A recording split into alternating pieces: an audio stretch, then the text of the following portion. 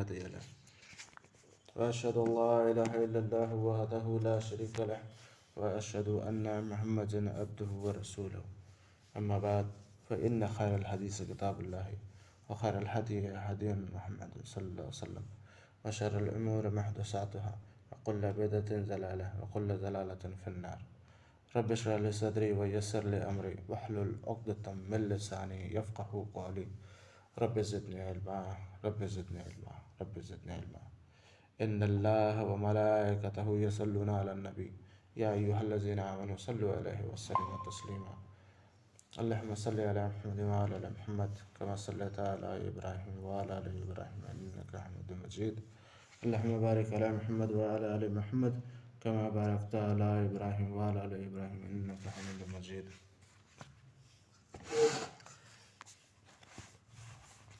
बेशक तमाम तारीफ़ें अल्लाह के लिए हैं. हम उसी की तारीफ़ करते हैं और उसी से मदद मांगते हैं और उसी से बख्शिश तलब करते हैं. अपने नफ्स की शरारतों और अपने बुरे कामों से अल्लाह की पनाह में आते हैं. जिसे अल्लाह राह दिखाए उसे कोई गुमराह नहीं कर सकता और जिसे वो दुत्कार दे उसे कोई सीधी राह पर नहीं ला सकता. मैं गवाही देता हूँ कि अल्लाह ताला ही हमारा माबूद बरहक है. वो अकेला है, तन्हा है, उसका कोई साझी नहीं. और मैं गवाही देता हूँ कि हज़रत मोहम्मद सल्लल्लाहु अलैहि वसल्लम उसके बंदे और रसूल हैं. हमद सलात के बाद यकीनन तमाम बातों से बेहतर बात अल्लाह की किताब और तमाम तरीक़ों से बेहतर तरीक़ा हज़रत मोहम्मद सल्लल्लाहु अलैहि वसल्लम का तरीक़ा है.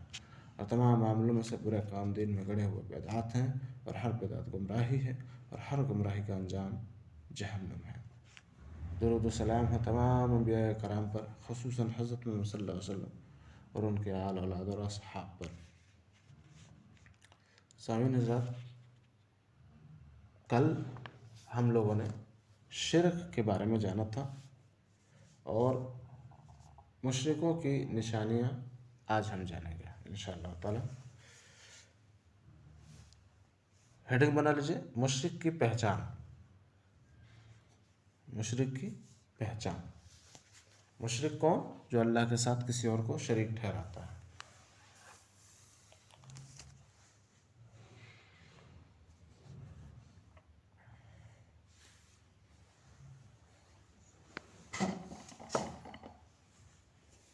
मुशरिक की पहचान.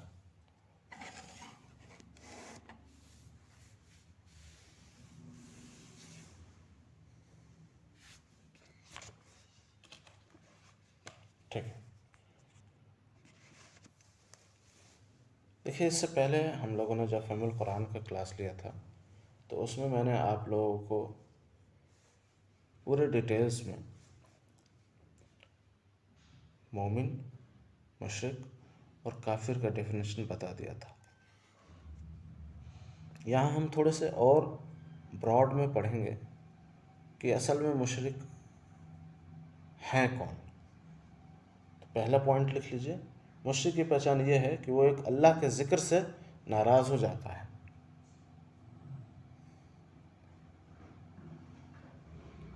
मुशरिक की पहचान ये है कि वो अल्लाह के एक ज़िक्र से नाराज़ हो जाता है.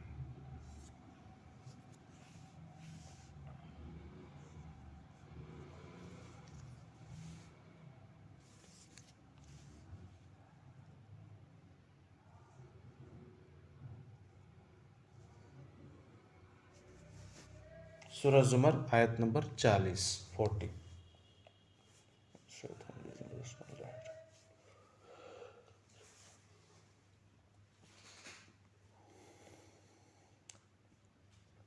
और जब एक अल्लाह का ज़िक्र किया जाता है तो जो लोग आखिरत पर यकीन नहीं रखते उनके दिल नफ़रत करते हैं.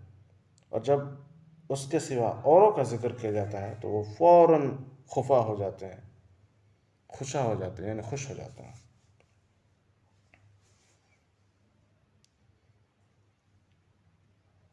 ये पहली पहचान है.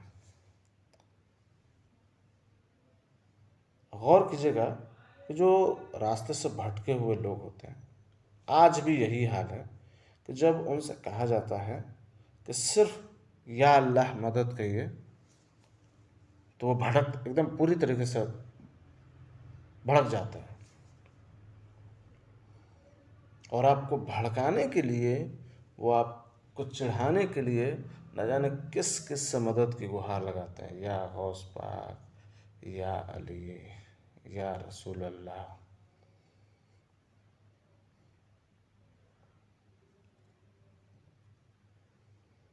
ان کو ذرا سا بھی احساس نہیں ہوتا ہے کہ عقلی طور پہ ہم کس کی بات کر رہے ہیں۔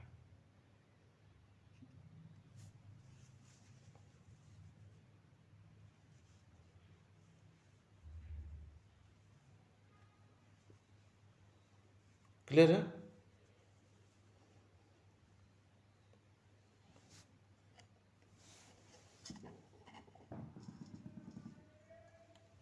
دوسری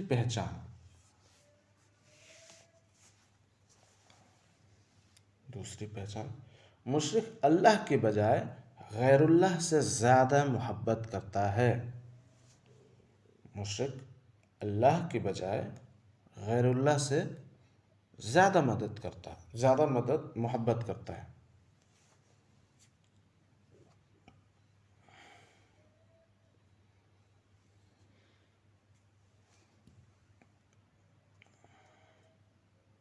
سورہ بقرہ آیت نمبر 165 سے 167، 167۔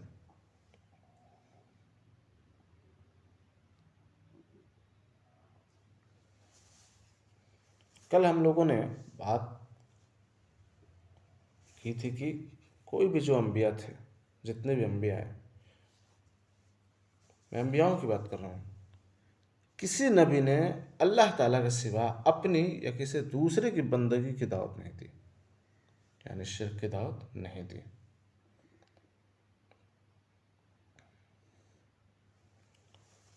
سورہ آل عمران آیت نمبر 79 اور 80 میں باضابطہ مینشن ہے کہ کسی آدمی کے لیے ایسا کرنا مناسب نہیں کہ اللہ اس کو کتاب اور حکمت اور پیغمبری سے نوازے، پھر وہ لوگوں سے کہنے لگے اللہ کو چھوڑ کر میرے بندے بن جاؤ، بلکہ اس کو یہ کہنا سزاوار ہے کہ اے کتاب والو تم ربانی ہو جاؤ، کیونکہ تم کتاب اللہ کی پڑھتے پڑھاتے رہو، اور نہ یہ مناسب ہے کہ تمہیں حکم دے کہ فرشتوں یا پیغمبروں کو اپنا رب بنا لو۔ بھلا یہ کوئی بات ہے کہ مسلمان ہو جانے کے بعد وہ کہے کہ کافر ہو جاؤ؟ سورہ آل عمران آیت نمبر 79 اور 80، 79 اور 80۔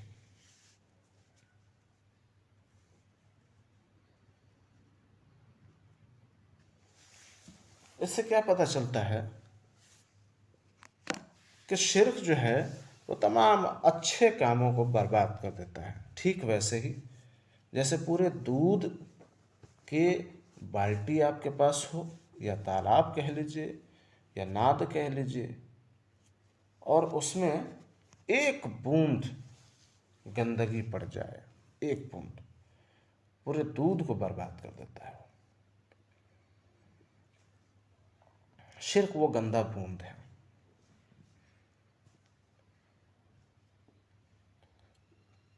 اس آیت سے ہمیں یہ پتہ چلا کہ شرک جو ہے وہ تمام آپ کی نیکیوں کو برباد کر دیتا ہے، چاہے نبی ہی کیوں نہ ہو، جیسا کہ ابھی میں نے آپ لوگوں کے سامنے سورہ آل عمران کی آیت بیان کی۔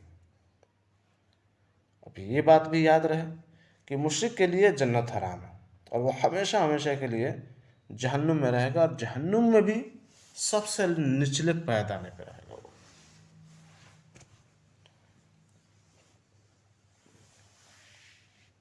پھر ایک اور ریفرنس دیکھتے ہیں، سورہ مائدہ آیت نمبر 72، 72۔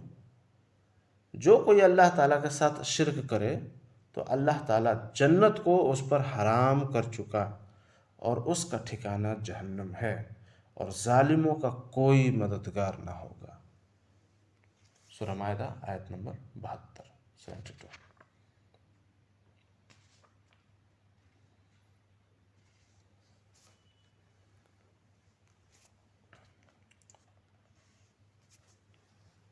قرآن میں اللہ تعالیٰ کا فرمان ہے کہ کسی چیز کو اللہ تعالیٰ کا شریک نہ ٹھہراؤ۔ اب یہاں صرف بات بتوں کی نہیں ہو رہی ہے. لوگوں کو یہ ماننا نا جیسے بت کی بات، بت جو ہے وہی نہیں، صرف بت کی بات نہیں ہے. سورہ انعام آیت نمبر 105 دیکھیں گے کہ اس میں اللہ عز و جل فرماتا ہے، لکھ لیجئے سورہ انعام آیت نمبر 105، اللہ تعالیٰ کے ساتھ کسی چیز کو شریک نہ بناؤ. کسی چیز کو، کسی چیز مطلب وہ کوئی بھی ہو سکتا ہے، خواہ وہ پرندہ ہو، پیڑ ہو، پودا ہو، انسان ہو، نفس ہو، خود آپ کا اپنا نفس بھی. سورہ انعام آیت نمبر 105.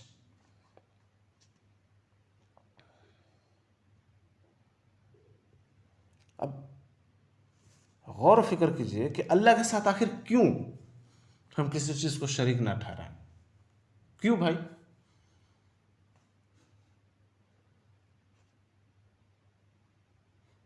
اللہ تعالیٰ جو کہ خالق ہے اور جو باقی ساری مخلوق ہے، اس کو اسی رب نے خلق کیا، پیدا کیا، اس لیے اس کا کوئی شریک نہیں. سورہ یونس آیت نمبر 34. کہہ دو کیا تمہارے شریکوں میں کوئی ایسا ہے جو مخلوقات کو پیدا کرے پھر اسے دوبارہ زندہ کرے؟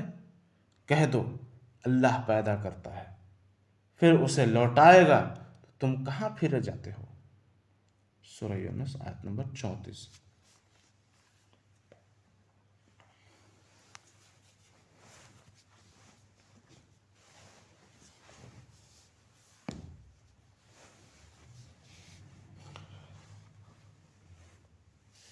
لہٰذا ہمیں کیا پتہ چلا کہ اللہ خالق ہے، وہ پیدا کرتا ہے، ہم سے پہلے والوں کو بھی، ہمارے بعد والوں کو بھی، اور ہمیں بھی. اور کوئی بھی ایسا نہیں ہے جو اس کائنات کے وجود کو ایک ذرے کو بھی بنا پائے، اسی رب نے بنایا.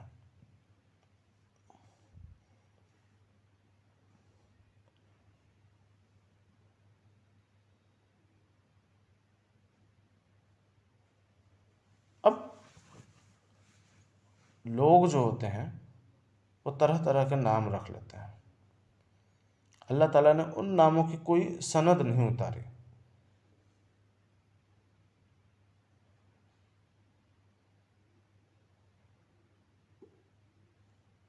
کوئی سند نہیں اتاری. سورہ نجم آیت نمبر 23. یہ تو نیرے نام ہی ہیں جو تم نے اور تمہارے باپ دادا نے رکھ لیے، اللہ نے ان کی کوئی سند نہیں اتاری. نیرے نام مطلب ہوتے ہیں یعنی وہ نام جس کی کوئی دلیل نہیں. لوگوں نے رکھ لیے نا طرح طرح کے نام،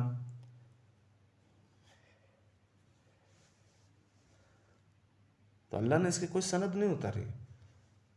سورہ نجم.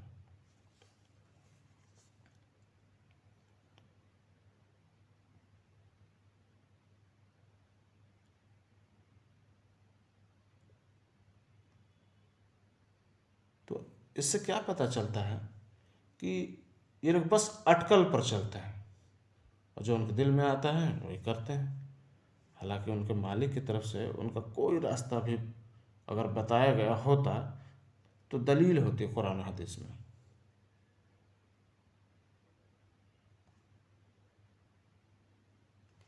کلیئر ہے؟ اب واپس لوٹتے ہیں شرک کی مذمت مطلب اس کو دفاع کرنا، کاؤنٹر کرنا، مذمت کا بیان. پہلا لکھ لیجئے، سب سے پہلے لکھ لیجئے شرک کی مذمت کا بیان. شرک کی مذمت کا بیان.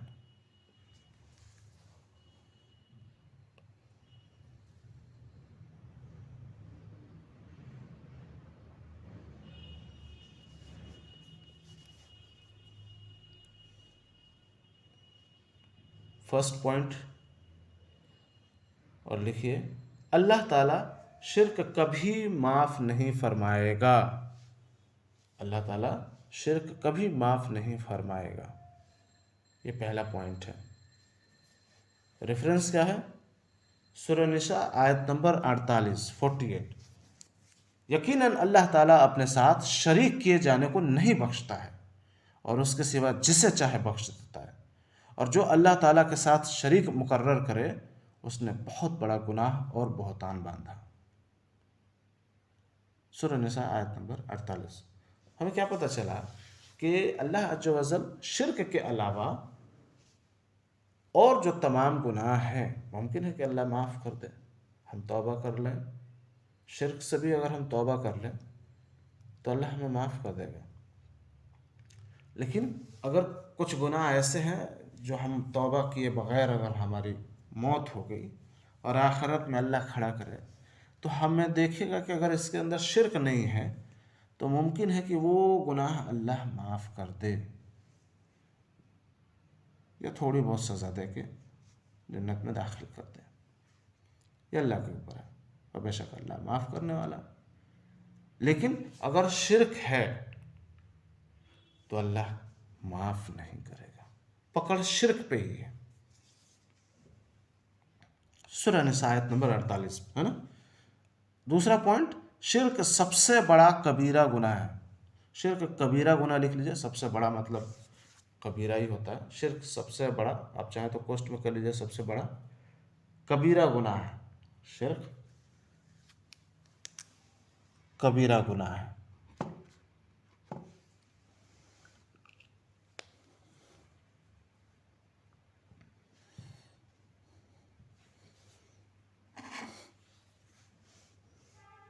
ریفرنس لکھ لیجئے.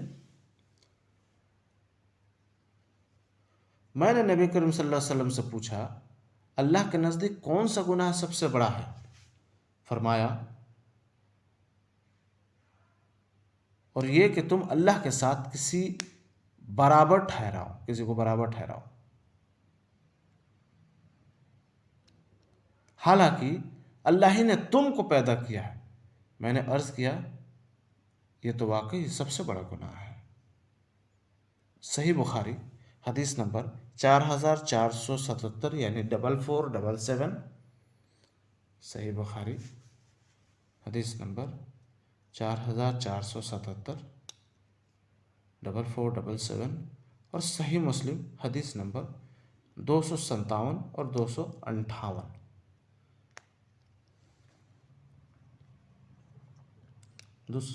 اور 258. صحیح مسلم کا جو انٹرنیشنل نمبر ہے وہ ہے 86.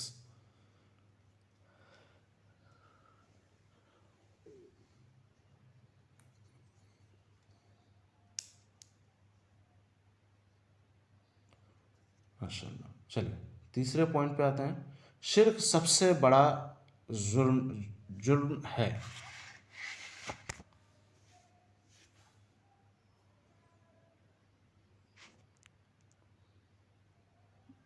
صحیح بخاری حدیث نمبر 4477. 2 بار بولتا ہوں میں، تھوڑا غور سے سنا کیجیے آپ لوگ. شرک سب سے بڑا ظلم ہے. شرک سب سے بڑا ظلم ہے. آپ لوگوں کو میں نے پڑھایا تھا کہ ظلم کی 2 قسمیں ہیں. ایک ظلم جو ہے وہ اوروں پہ کرتے ہیں، یعنی اوروں کا مارنا، پیٹنا، چھیننا، کاٹنا جو بھی ہے.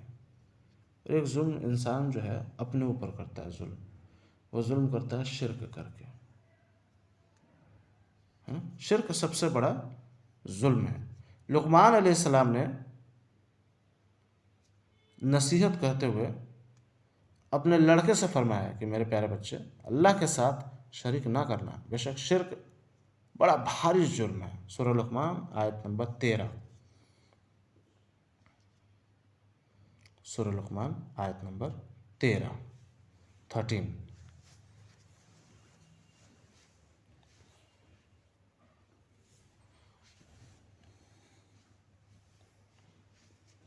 سورہ لقمان آیت نمبر 13.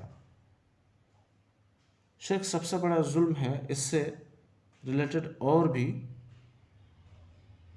بہت سے ریفرنسز ہیں، جیسے صحیح بخاری حدیث نمبر 4629، 4629۔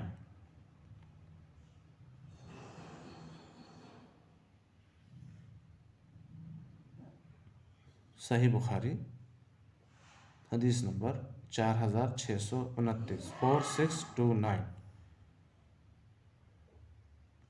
صحیح مسلم حدیث نمبر 124، 124، 124، انٹرنیشنل نمبر 20۔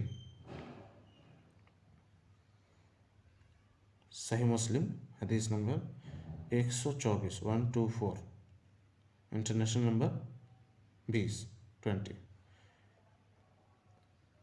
صحیح مسلم حدیث نمبر 327، 237، انٹرنیشنل نمبر 124، 124۔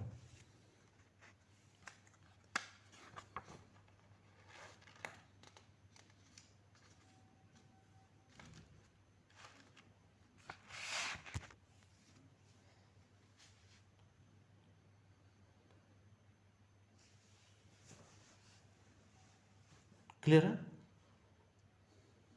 چل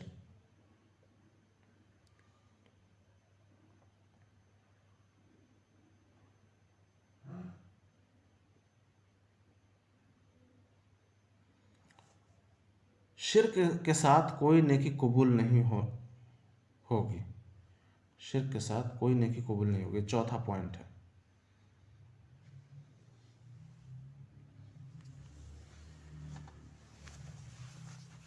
شرک کے ساتھ کوئی نیکی قبول نہیں ہوگی، چوتھا پوائنٹ۔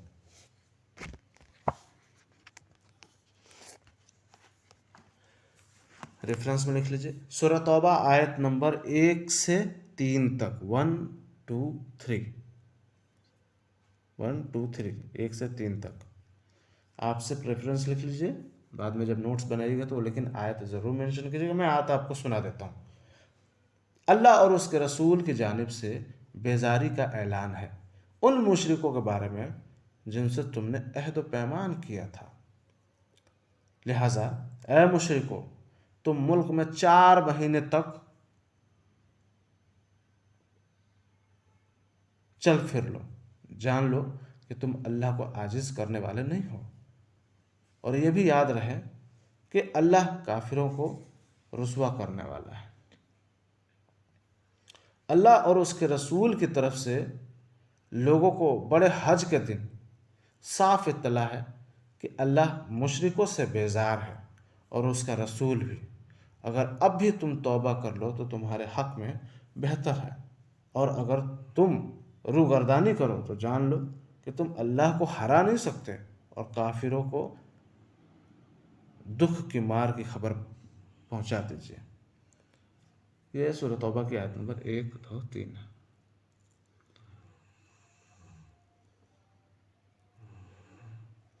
آپ لوگوں کو یاد ہوگا، آپ لوگوں نے پڑھا بھی ہوگا اگر، کہ جب رسول اللہ صلی اللہ علیہ وسلم اور صحابی ایک ساتھ حج کے لیے جانے والے تھے تو اللہ کی طرف سے یہ آیت نازل ہو گئی تھی، اور رسول اللہ صلی اللہ علیہ وسلم نے انکار کر دیا تھا جانے کے لیے۔ وہ اس لیے کیونکہ اس وقت مشرکوں کا بھی حج چل رہا تھا، یعنی وہ بھی حج کرنے ساتھ میں حج کرنے والے تھے، اللہ نے منع کر دیا۔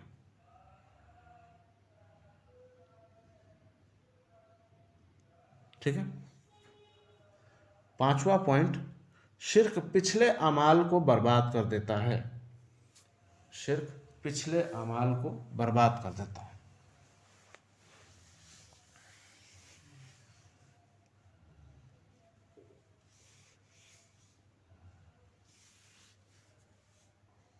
شرک پچھلے اعمال کو برباد کر دے گا یا کر دیتا ہے۔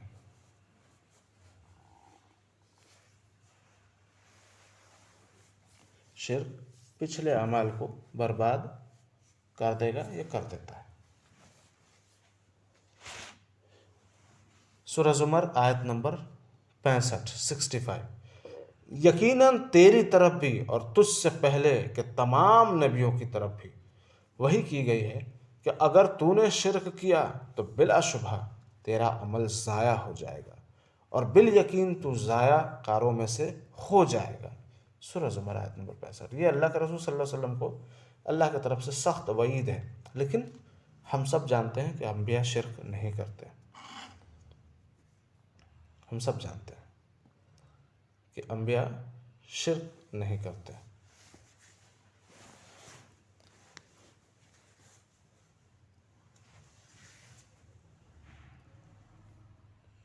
لیکن یہ اللہ کی طرف سے سخت وعید ہے۔ لکھ لیا آپ لوگوں نے سورہ زمر آیت نمبر 65۔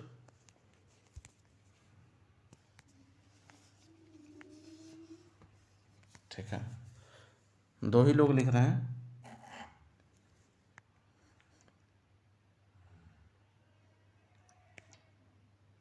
ٹھیک،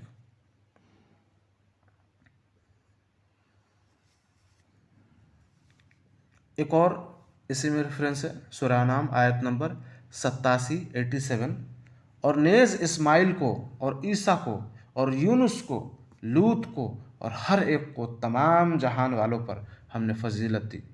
سورہ انعام آیت نمبر 86 اور نیز ان کے کچھ باپ دادوں کو اور کچھ اولاد کو اور کچھ بھائیوں کو اور ہم نے ان کو مقبول بنایا اور ہم نے ان کو راہ راست کی ہدایت دی۔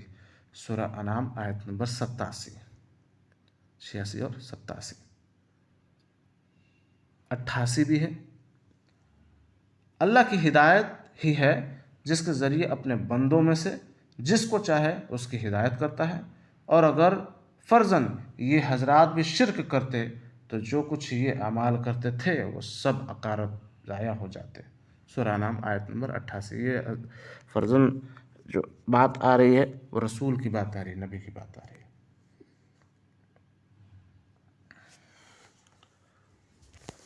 جو چھٹا پوائنٹ ہے بہت ڈینجر پوائنٹ ہے۔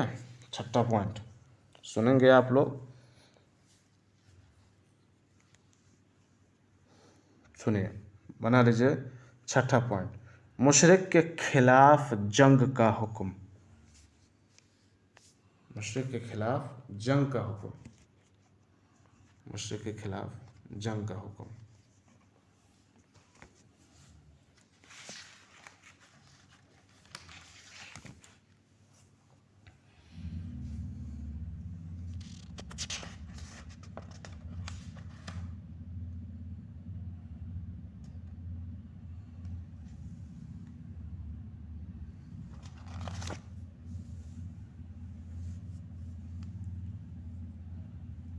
سورہ توبہ آیت نمبر 5۔ پھر حرمت والے مہینوں کے گزرتے ہی مشرکوں کو جہاں پاؤ قتل کرو، انہیں گرفتار کرو، ان کا محاسبہ کرو یعنی گھیراؤ کر لو، اور ان کے طاق میں ہر گھاٹی میں جا بیٹھو۔ ہاں، اگر وہ توبہ کر لیں اور نماز کے پابند ہو جائیں اور زکوٰۃ ادا کرنے لگیں تو تم ان کی راہ چھوڑ دو، یقیناً اللہ تعالیٰ تمام بخشنے والا اور مہربان ہے۔ اللہ تعالیٰ بخشنے والا مہربان ہے۔ سورہ توبہ آیت نمبر 5۔ دیکھیے، اسی آیت کو جو غیر مسلمان ہیں وہ اپنا حجت بناتے ہیں کہ قرآن میں تو لکھا ہے کافروں کو مارو کاٹو۔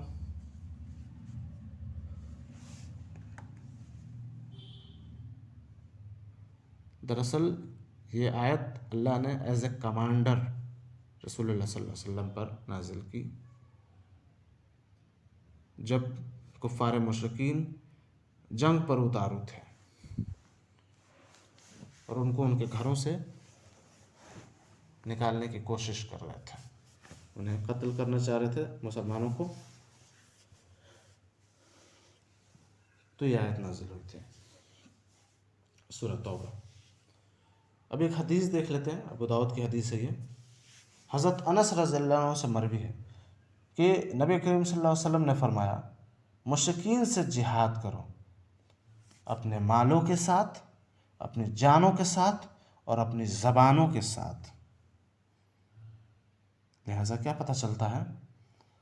جنگ ہے، جہاد ہے، کس کے ساتھ؟ مشرک کے ساتھ۔ اور کیسے کرنا ہے؟ اگر دولت ہو تو دولت سے لڑو، اگر جان پہ بات آ جائے جان سے لڑو، اور زبان والی بات آ جائے، زبان مطلب اب یہ نہیں کہ ہم گالی گلوچ کریں، نہیں، زبان مطلب ڈیبیٹ کیجیے۔ ڈیبیٹ کیسے کریں گے؟ علم کی بنیاد پر، علم پہلے حاصل کریں گے پھر ڈیبیٹ کریں گے۔ یہ نہیں کہ ہاتھ میں نہ ڈھال ہے نہ تلوار ہے اور پہنچ گئے جنگ میں، اور پتہ چلا منہ کے بل کھا کے آ کے گر گئے۔ آپ نے دیکھا ہوگا ابھی ٹی وی پہ 5,000 میں کسی مولانا کو بلا لیتے ہیں ڈیبیٹ میں، اس کو پتہ ہے کہ اس کو کچھ نہیں پتہ، اس مولانا کو بٹھا کے وہ لتاڑتے ہیں، وہ لوگ اسلام پہ ایسے ایسے لانچھن لگائیں گے، ایسے ایسی عزت اچھالیں گے اسلام کی، اور وہ منہ تاکتا ہے وہاں بیٹھ کے۔ اس کو نہیں پتہ، علم نہیں ہے اس کو پتہ ہے کہ اس کو واقعی اسلام کے بارے میں کچھ نہیں پتہ، تبھی اس کو بلاتا ہے۔ جو اچھے اسکالرس ہیں ان کے تو آس پاس بھی نہیں بھٹکتی یہ میڈیا۔ خیر، تو اس سے کیا پتہ چلتا ہے؟ کہ جہاد ہے مشرکوں کے خلاف۔ اب یہ مشرک کوئی بھی ہو سکتا ہے، دیکھیے ہمارے گھر میں بھی ہو سکتا ہے، ہمارا بھائی ہو سکتا ہے، ہمارا باپ ہو سکتا ہے، ہماری بہن ہو سکتی ہے، ہماری ماں ہو سکتی ہے، ہمارے رشتہ دار ہو سکتے ہیں۔ اسی لیے میں زور دیتا ہوں آپ لوگوں کو علم حاصل کیجیے۔ علم کا حاصل کرنا بہت ضروری ہے، بہت ضروری ہے۔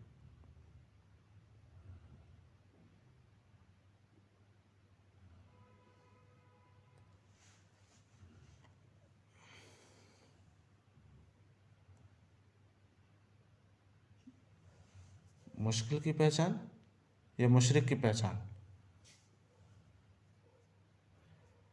آپ آدھے گھنٹے لیٹ آئی ہیں جی، آپ نیند میں تھیں۔ چلیے میں بتا دوں گا آخری میں، پہلے آپ لکھ لیجئے اس کا ریفرنس۔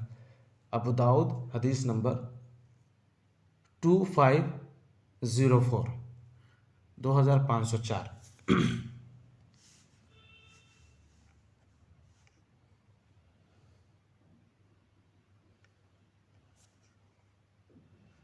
ابو داؤد حدیث نمبر 2504۔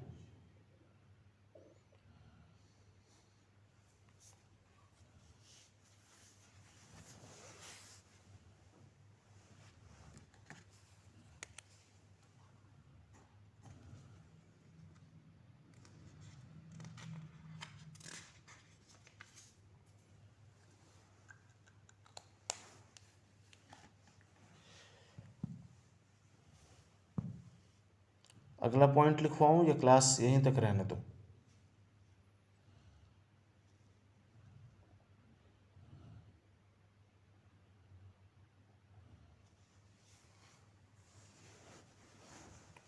سب خاموش ہیں، چلیے لکھوا دیتا ہوں میں۔ 7واں پوائنٹ لکھ لیجیے، مشرک کے لیے دعائے مغفرت جائز نہیں۔ مشرک کے لیے دعائے مغفرت جائز نہیں ہے۔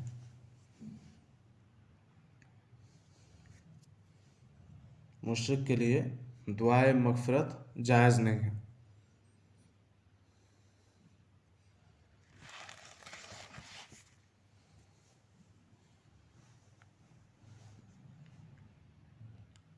پیغمبر کو اور دوسرے مسلمانوں کو جائز نہیں کہ مشرکوں کے لیے مغفرت کی دعا مانگے، اگرچہ وہ رشتہ دار ہی ہوں۔ اس امر یعنی اس کام کے ظاہر ہو جانے کے بعد کہ یہ لوگ دوزخی ہیں۔ سورہ توبہ آیت نمبر 113۔ سورہ توبہ آیت نمبر 113۔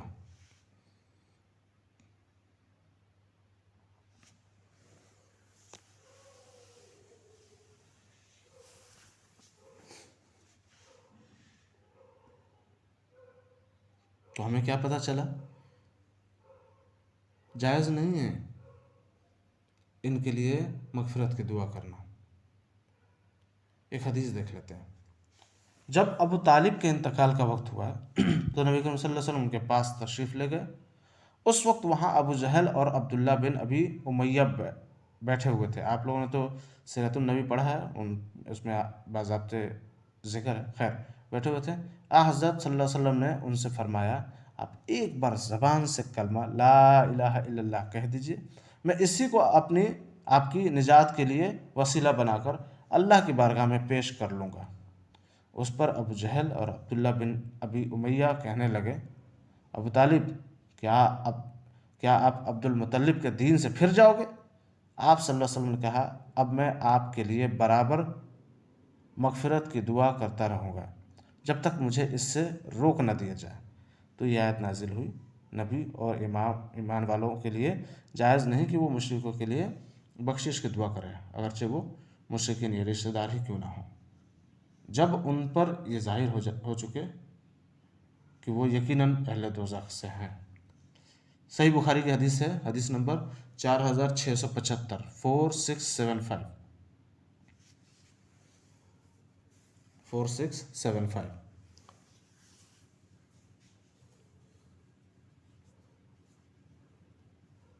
4675۔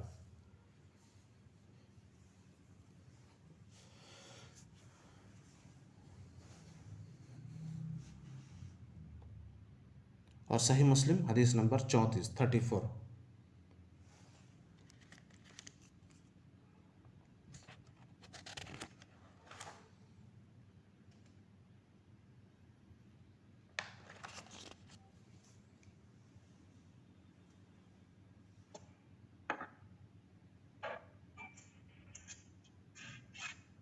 کلیئر ہے؟ چلیے 8واں پوائنٹ لکھتے ہیں، شرک ہلاک کرنے والا گناہ ہے۔ آمین یا رب العالمین۔ شرک ہلاک کرنے والا گناہ ہے۔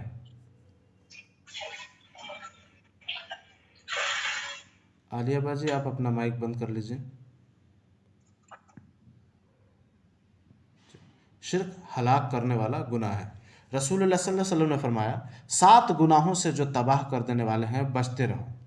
صحابہ رضی اللہ عنہم نے پوچھا یا رسول اللہ صلی اللہ علیہ وسلم وہ کون سے گناہ ہیں؟ آپ صلی اللہ علیہ وسلم نے فرمایا کہ اللہ کے ساتھ کسی کو شریک ٹھہرانا، جادو ٹونا کرنا، کسی کی ناحق جان لینا کہ جسے اللہ تعالیٰ نے حرام کرا دیا ہے، سود کھانا، یتیم کا مال کھانا، لڑائی میں سے بھاگ جانا یعنی جب جنگ ہو تو بھاگ جانا، پاک دامن بھولی بھالی ایمان والی عورتوں پر تہمت لگانا۔ اللہ اکبر، اللہ اکبر۔ صحیح بخاری حدیث نمبر 2766 یعنی 2766 اور 6857، 6875، 6857 صحیح بخاری۔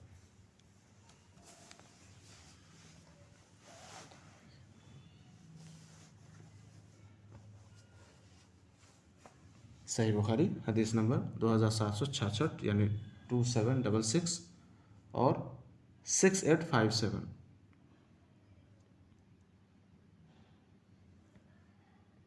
ماشاء اللہ، جزاک اللہ۔ رسول اللہ صلی اللہ علیہ وسلم نے فرمایا تباہ کر دینے والی چیز اللہ کے ساتھ شرک کرنا ہے، اس سے بچو، اور جادو کرنے کرانے سے بھی بچو۔ صحیح بخاری حدیث نمبر 5764، 5764، 5764۔ اور صحیح مسلم حدیث نمبر 262، 262، انٹرنیشنل نمبر ہے 89۔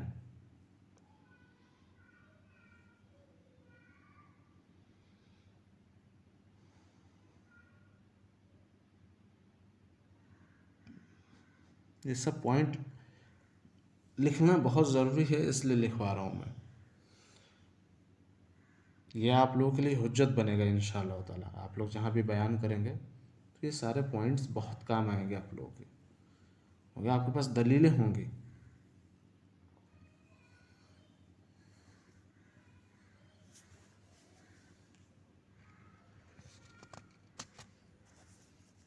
چلیے آج یہیں تک رہنے دیتے ہیں، انشاءاللہ تعالیٰ کل اسی پوائنٹ کو کنٹینیو کریں گے۔ مجھے کل آپ لوگ برائے مہربانی یاد دلا دیجیے گا اس پوائنٹ کو کنٹینیو کرنا ہے، ٹھیک ہے؟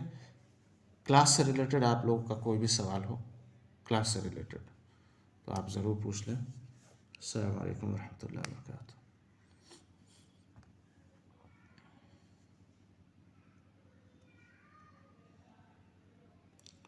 اور برائے مہربانی وقت پہ شرکت کرنے کی کوشش کریں. میں بہت پہلے کلاس میں آ جاتا ہوں, آپ لوگوں کا انتظار کرتا ہوں. ہونا تو یہ چاہیے کہ آپ لوگ پہلے رہیں, میں بعد میں آؤں, لیکن چلیے کوئی نہیں, لیکن وقت پر 9 بجے تک اینی ہاؤ آپ لوگ آ جائیں. جس طریقے سے آپ لوگوں کو نیند آتی ہے, جیسے افشا باجی کو نیند آ رہی تھی, آدھا گھنٹے بعد آئی وہ. نیند مجھے بھی تو آتی ہے, ابھی بہت کم سوتا ہوں میں. تو پھر ایسا ہو کہ پھر کلاس میں کوئی آئے نہیں, میں ریکارڈنگ ہی کر کے ڈال دوں. پھر اگر ریکارڈنگ تو آپ لوگوں کی سہولیت کے لیے ہے نا. کلاس میں جب آپ لوگ ہوں گے تو آپ لوگوں کے سوالات ہوں گے, جواب ہوں گے. ریکارڈنگ اگر سن لینا ہے تو پھر تو میں کلاس لوں ہی نہ, ریکارڈنگ ہی کر کے ڈال دوں. پھر آپ لوگ سوئیے آرام سے, ہم تو جاگتے رہیں گے, جاگ کے ریکارڈنگ کرتے رہیں گے. کلاس ضروری ہے.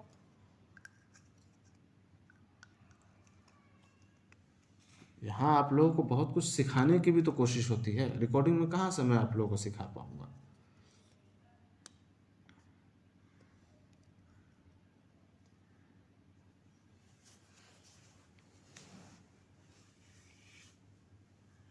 جی چلیے کوئی بات نہیں, کوشش کیجیے آپ لوگ کلاس میں ایک دم ریگولر رہیں. یہ کلاس بہت زیادہ ضروری ہے, کیونکہ دیکھیے یہیں سے آپ لوگ تیار ہوں گے. یہ کلاس اتنی ضروری ہے, اتنی ضروری ہے. یاد رکھیے جب آپ لوگ بیان کرنا جائیں گے, لوگ طرح طرح کے سوال داغیں گے آپ لوگوں سے. آپ کے پاس حجت ہونی چاہیے, اور اگر حجت نہیں رہا تو پھر وہی 5,000 والے مولانا ہو جائیں گے آپ لوگ, جس کو کچھ نہیں پتا.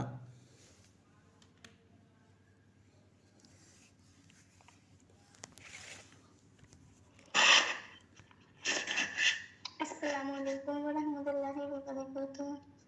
هادي له وأشهد أن لا إله إلا الله وحده لا شريك له وأشهد أن محمدا عبده ورسوله. أما بعد فإن خير الحديث كتاب الله وخير الهدي هدي محمد صلى الله عليه وسلم وشر الأمور محدثاتها وكل بدعة ضلالة وكل ضلالة في النار. رب اشرح لي صدري ويسر لي أمري واحلل عقدة من لساني يفقهوا قولي. رب زدني علما رب زدني علما رب زدني علما. إن الله وملائكته يصلون على النبي يا أيها الذين آمنوا صلوا عليه وسلموا تسليما. اللهم صل على محمد وعلى آل محمد كما صليت على إبراهيم وعلى آل